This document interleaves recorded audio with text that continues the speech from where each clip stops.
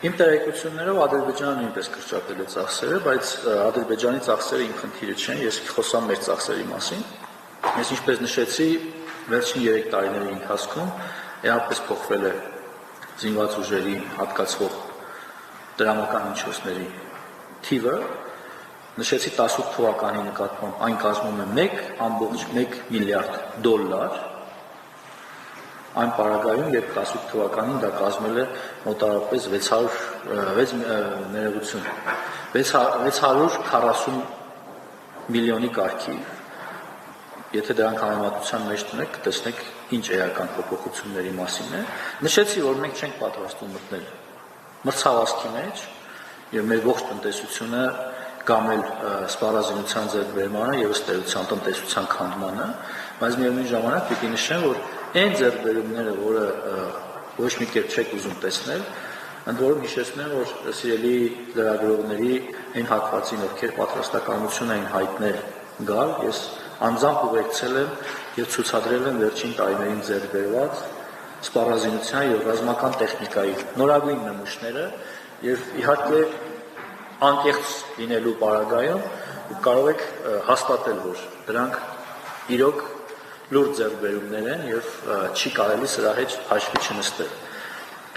Ինչ վերաբերում է մասնակցությունները, ես նշեցի, այո, հերքում եմ, որ որևէ հրաման կամ հորդոր ինչ որ մեկին եղել է։ Հերքում եմ, եւս մի անգամ հերքում եմ։ Հաջորդիվ,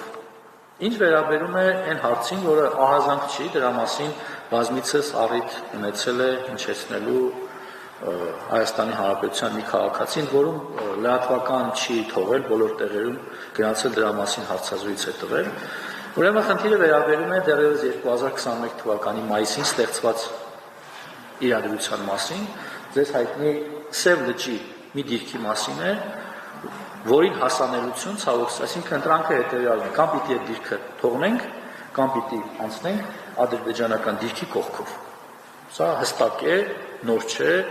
ես չեմ դրա հեղինակը, որպես պաշտպանության նախարար, ես չեմ դրա միակ շահառու, բայց այն, որ այստեղ դիրքը թողնելու պարագայում դուք ինձ պիտի մեղադրեք հայրենիքի ինչ-որ հատված իջելու մեջ, մյուս ընտրանքը մանավանդ մեր օրերում, երբ այսօր ունենք խաղաղություն, հաստացի եւ ըստ էության այն ինչ նկարագրում եք, դա տեղի չի ունենում։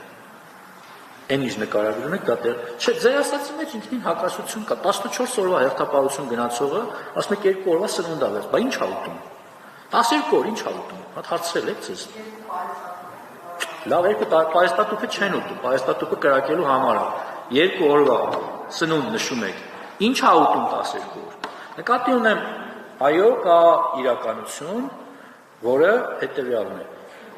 Մեր զինվորները անցնում են ոչ, ասում եմ այս պահին, մենք նման իրականություն չունենք, անցնում են ադրբեջանական դիրքի կողքով, այսպես կոչված բլոկ պոստով։ Հիմա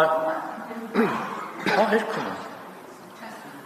ասում եմ չեն ստուգում, քանի անգամ, ասեմ հերքում եմ, հարիցս հերքում եմ, ոնց ասեմ։ Շնորհակալություն պարոն Մարտարար, եւ նաեւ հավելել, որ մենք նաեւ արձագանքել ենք, նշելով, որ զինված ուժերի ներոշ տվյալների հակողները իրականացվում են իրականում։ Շնորհակալություն հաջորդածը։ Չէ, այստեղ ուրիշ հարց կա։ Նաեւ դրա մասին խոսում են մարդիկ, ովքեր 2021 թվականին եւ դրանից հետո պատասխանատվություն են կրում, ինչ որ լվացվելու արարողություններ, չգիտես ինչեր, խոսքը այդ դիրքերի մասին է, այդ դիրքի մասին է կոնկրետ։ Դուք էլ ակտիվորեն լուսաբանում եք այդ մարդկանց։ Հաստատեք, ասեք, այդ ո՞նց է այդ դիրքը հայտնվել այդ դիրքում։ Հարգելի նախկին պաշտոնյաներ։